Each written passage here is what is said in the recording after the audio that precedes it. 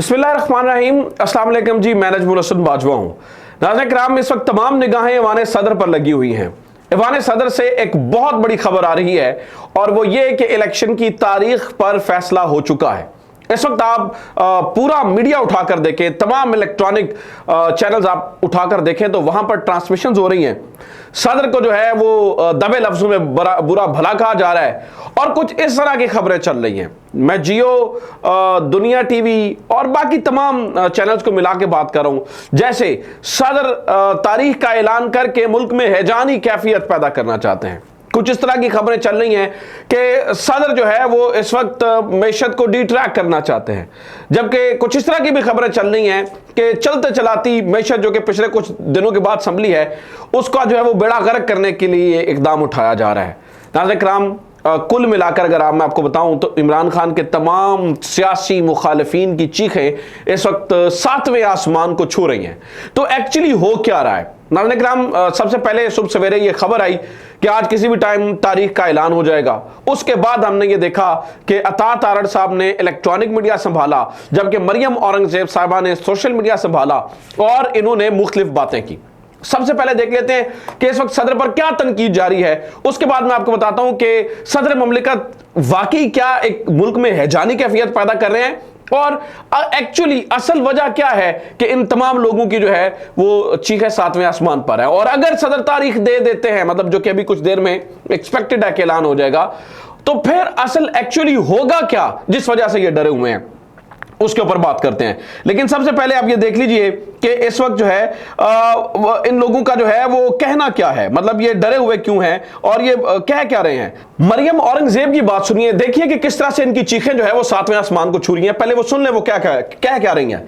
वो कह रही है कि डॉक्टर आरिफ अलवी सदारती मुद्दत पूरी होने पर ऐवान सदर खाली करने की तारीख दें, अपना बोरिया बिस्तर उठाएं और पीटीआई सेक्रेटेरिएट मुंतकिल हो जाएं, क्योंकि ये रियासती मुआशी दहशतगर्द और साजिशी इलेक्शन नहीं, सिर्फ मुल्क में मुआशी, सियासी और आईनी बुरहान चाहते हैं। यानी कि बुरहान लिखना था, इन्होंने बुरहान लिखा हुआ है। 4 साल मईशत तबाह और मुल्क को डिफॉल्ट करने वालों का कठपुतली मुल्क में एक नया आईनी बुहरान पैदा करने पर तुली हुई है, जिसका इन्हें कोई इख्तियार नहीं है, ना सियासी ना इखलाकी जवाब हासिल है। 4 साल मुल्क के साथ मुआशी और रियासती दहशतगर्द करने वाले 16 माह के मुआशी, सियासी और खारजी पॉलिसी के इस्तेहकाम के खिलाफ साजिश करने वाले हैं। ठीक है। आखिर में ये कहती हैं कि सदर जो है वो एक और 9 मई करने वाले हैं, यानी कि सदर की जानिब से एक और 9 मई जो है वो किया जाना है। और क्या किस बात पर ही है? क्योंकि सदर ममलिकत इलेक्शन की तारीख दे रहे हैं।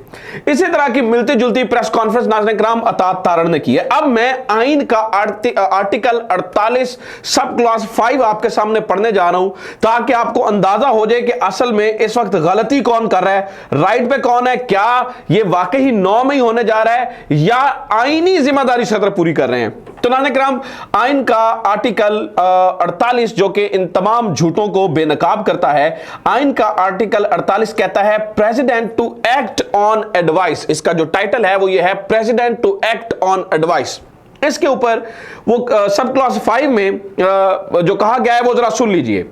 where the president dissolve the national assembly, he shall in his discretion appoint a date not later than 90 days from the date of delusion for the holding of a general elections to the assembly and appoint a caretaker cabinet। सदर की आईनी जिम्मेदारी है, जिसका article 48 sub clause 5 कह रही है कि अगर सदर ममलिकत एक असेंबली को डिसॉल्व करते हैं तो यह सदर का इख्तियार है कि वो तारीख दें और केयरटेकर कैबिनेट का ऐलान करें। अगर सदर तारीख का ऐलान नहीं करते तो वो आइन से रूगर्दानी करते हैं।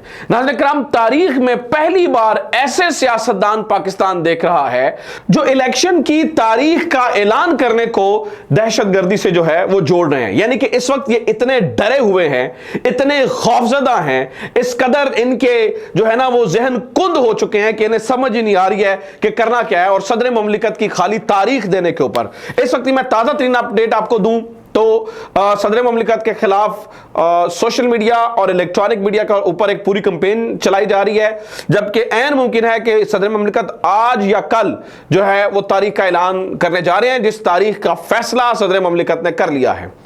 सदर ममलिकत को अगर ये तारीख दे देते हैं तो होगा क्या, ये इतने डरे हुए क्यों हैं, ये अगला क्वेश्चन है। देखिए नाज़रीन किराम, ये जब तारीख दे दी जाएगी तो ये एक ऑफिशियल डेट होगी, और अगर उस ऑफिशियल डेट के ऊपर आप इलेक्शन नहीं करवाते हैं तो आपको अदालत को जवाबदेह होना पड़ेगा। अभी तो आप अपनी मर्जी से इलेक्शन कमीशन जो है वो कोई भी डेट दे सकता है और बाद में वो उसको इतना लिटिगेशन में नहीं जाना पड़ेगा। लेकिन अगर सदर ममलिकत तारीख दे देते हैं तो फिर election commission, care taker cabinet और इन तमाम को जो है वो कोर्ट में जाना होगा, और कोर्ट में ये मामला अब सीधा सुप्रीम कोर्ट जाएगा। सुप्रीम कोर्ट में इनके पास जो है वो कोई जवाब नहीं होगा, इसलिए ये डरे हुए हैं। और इन्हें ये पता है कि काजी फाइज ईसा को बहुत सारे लोग जहां पर जो है ना वो अंडर एस्टिमेट कर रहे हैं, और काजी फाइज ईसा के बारे में उनका ख्याल है कि काजी फाइज ईसा शायद आइन से रूगर्दानी करेंगे। मेरे ख्याल से जब चीजें बिल्कुल ब्लैक एंड व्हाइट हों तो फिर आइन से जो है वो रूगर्दानी हो नहीं सकती, चीजें जो है वो इस तरह से जो है ना वो चल नहीं सकती। तो ये एक जो है ना वो मामला है। दूसरा, इस वक्त नाज़रीन किराम इमरान खान के लिए जो है ना मेरे ख्याल से ये सबसे एक आइडियल सिचुएशन है। इमरान खान को जेल में डालकर काम नहीं, जो कुछ इमरान खान के साथ किया जा सकता था वो नहीं हुआ है। अगर सदर ममलिकत ये डेट दे देते हैं तो फिर इमरान खान से डायलॉग के लिए मजीद प्रेशर आ जाएगा। इसके अलावा क्योंकि फिर मजीद इस्तेहकाम के लिए जो है वो इमरान खान से बात करनी पड़ेगी।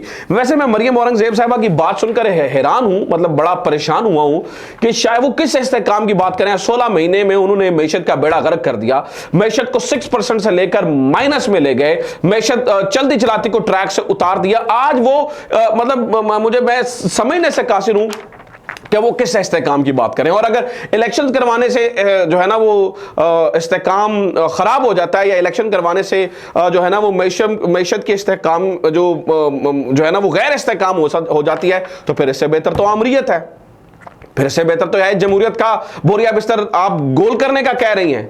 तो मतलब इनकी बातें जो है वो इस वक्त समय से बालातर हैं। लेकिन मैं ये क्या चाहता हूं कि रावी लिखे इनकी ये बातें, ताकि कल जब ये जमहूरियत का जो है ना वो सबक पढ़ा रहे हो तो इनके मुंह पे मारी जा सके इस तरह की बातें, और इन्हें कहा जा सके कि जनाब कल आप ही वो लोग थे जो है वो आइन को पटरी से उतारने पर और आइन के खिलाफ जाने के ऊपर जो है वो तुले हुए थे। दूसरी जानिब नाज़रीन किराम, खबर यह भी है कि आज इस्लामाबाद IKIG के लाहौर हाईकोर्ट ने वारंट गिरफ्तारी जारी किए हैं परवेज लाई केस में। मैं ये जानना चाहता हूं और देखना चाहता हूं कि जैसे IG इस्लामाबाद ने इमरान खान के वारंट गिरफ्तारी के ऊपर अमल दरामद करवाने के लिए जो यहां पर तमाशा लगा था और जो कुछ जमान बाग के बाहर हुआ था वो आपके सामने ही है। मैं ये देखना चाहता हूं कि क्या IG इस्लामाबाद की गिरफ्तारी के लिए इसी तरह के माहौल पैदा किया जाता है या नहीं किया जाता है, जो कि यकीनन मुझे लगता है कि नहीं होगा। ठीक है, और आखिरी चीज जो नाज़रीन किराम आपके सामने रखनी है वो दलेर जज साहब की है। अबुल हसनात साहब ने खुद को दलेर जज कहा था, मैंने नहीं कहा था, उन्होंने दलेर जज कहा था। और अभी आज पता चला कि उन्होंने एक अजीब सा मामला था जहां पर असद उमर साहब साइफर केस में असद उमर साहब की दरखास्त भी साथ में सुनी जाए, इस तरह के केस के ऊपर इमरान खान की जमानत को लटका दिया है। और पिछला हफ्ता जो उन्होंने एक छुट्टी की उसकी वजह उन्होंने ये बताई है कि जब आप भी बीवी वाले होंगे तो आपको पता चलेगा। नईम पजोता को कहा उन्होंने कि कितनी प्रॉब्लम होती है। फिर मुझे एक ही चीज़ समझ आती है कि इंसान कितना भी दलेर हो, बीवी फिर बीवी होती है। ठीक है, जो है ना वो जज साहब की ये बात सुनकर जो है ना वो मुझे अंदाज़ा हुआ है। अपना ख्याल रखिए, खुदा हाफिज़, पाकिस्तान जिंदाबाद।